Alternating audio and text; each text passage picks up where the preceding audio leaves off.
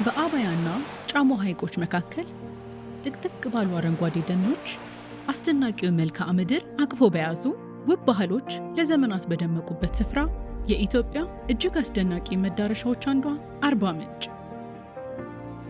የአርባዎቹ ምንጮች ከተማ ምልኡ የተፈጥሮ ጸጋንና አሻራ የያዙት የነጭ ሳር ብሔራዊ ፓርክና የእግዚአብሔር ድልድይ፣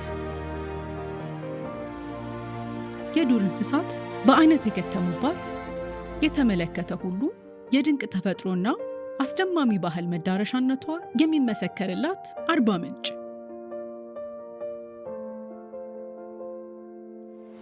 አስደማሚ የተፈጥሮ ችሎታ፣ ባህልና ወግ አዋህዳ የያዘችው አርባ ምንጭ ዛሬ ደግሞ ጸጋዋን ያደመቀ ተጨማሪ ሀብትና አዲስ መዳረሻ መታያን አግኝታለች። የአርባ ምንጭ ኮንፈረንስ ሪዞርት የኢትዮጵያን የቱሪዝም ዘርፍ ለመለወጥና የሀገሪቱን የተፈጥሮ ባህልና ቅርሶች ለቀጣዩ ትውልድ ጠብቆና አድምቆ የማቆየት ርዕይን ሰንቆ በስራ ላይ የሚገኘው የገበታ ለትውልድ ሀገር አቀፍ ፕሮጀክት እውን የመሆን አንዱ ማሳያ ነው። በጠቅላይ ሚኒስትር ዶክተር አብይ አህመድ የተጀመሩት የገበታ ፕሮጀክቶች ማለትም ገበታ ለሸገር፣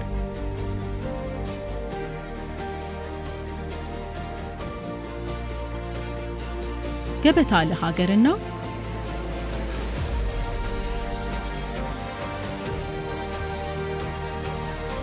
ገበታ ለትውልድ ለኢትዮጵያ አዲስ የቱሪዝም ልማት መሰረት የጣሉ ውጥኖች ናቸው።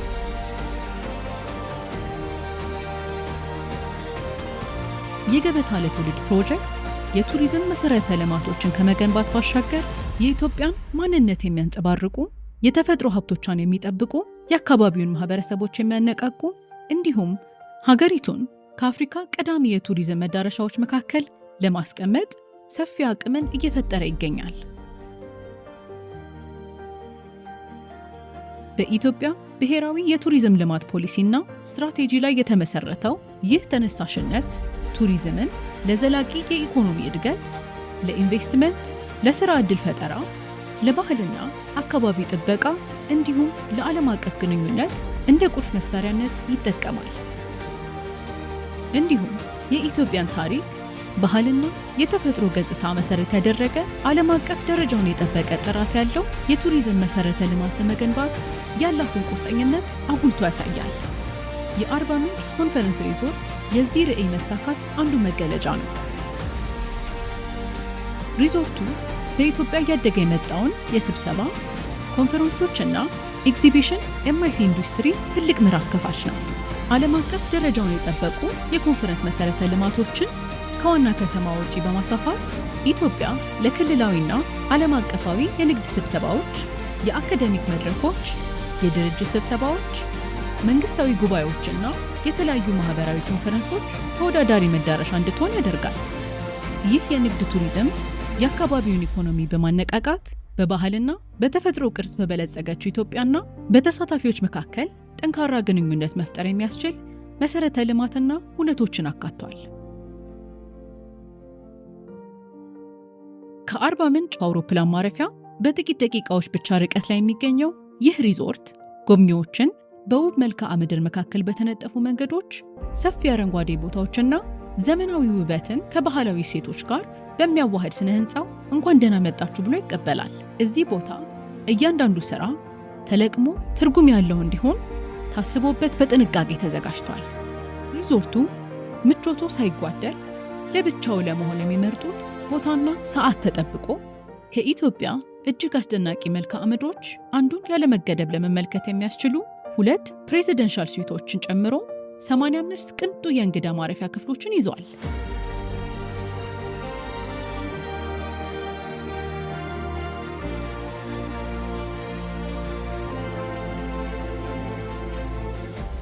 ለዓለም አቀፍና ዘመናዊ የኮንፈረንስ ተጓዥ ታስቦ የተገነባው ይህ ሪዞርት ከ1300 በላይ ተሳታፊዎችን ማስተናገድ የሚችሉ ዘመናዊ ስብሰባ ማዕከላት አሉት።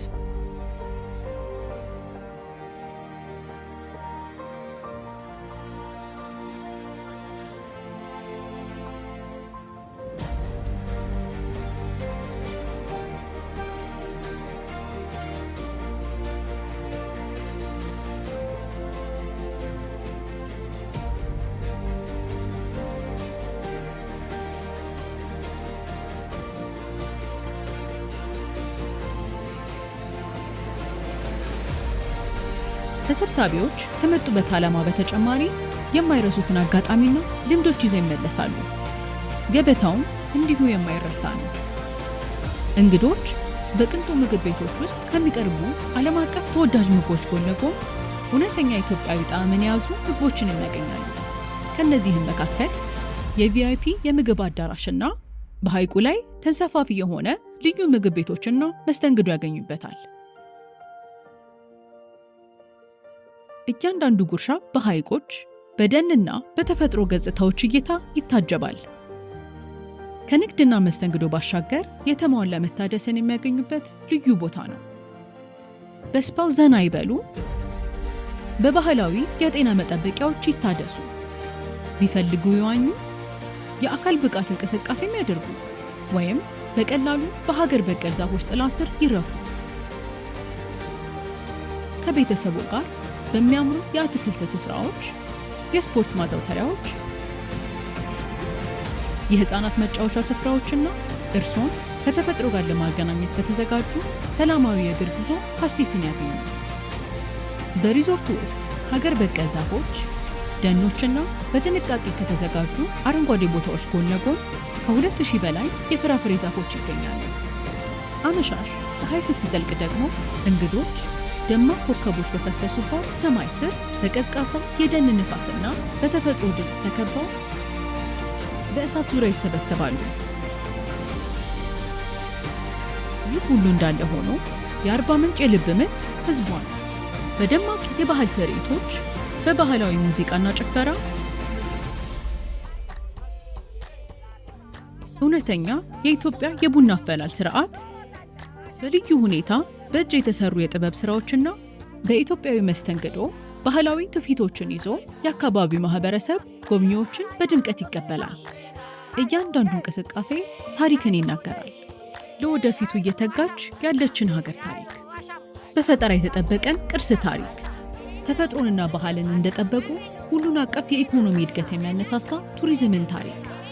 ኢትዮጵያ ዓለም አቀፍ ደረጃ የጠበቁ የቱሪዝም መዝናኛ ስፍራዎችና የንግድ ትስስር ሁነቶች በአንድ ላይ የሚገኙባት ድንቅ መዳረሻ እየሆነች መምጣቷን የሚያበስር ነው። የአርባ ምንጭ ኮንፈረንስ ሪዞርት መቆያ ብቻ አይደለም። ንግድ ከመዝናኛ ጋር፣ ባህል ከዘመናዊነት ጋር የሚገናኝበት፣ ሀሳቦች የሚለዋወጡበት፣ አዲስ ወዳጅና ቤተሰብ የሚፈጥሩበት ምቹ ከባቢ እዚህ አለ። የኢትዮጵያ አስደናቂ ታሪክ ሕያው የሚሆንበት ልዩ አቅም የያዘ መዳረሻም ነው። ይህ የአርባ ምንጭ ኮንፈረንስ ሪዞርት ነው። ከተፈጥሮ የተቀዳ መዳረሻ፣ በባህል የበለጸገ፣ ለወዳጅነት የተቀረጸ፣ ለዓለም የተገነባ፣ ለሀገር አስቀጣዩ የነገ ትውልድ የሚሻገር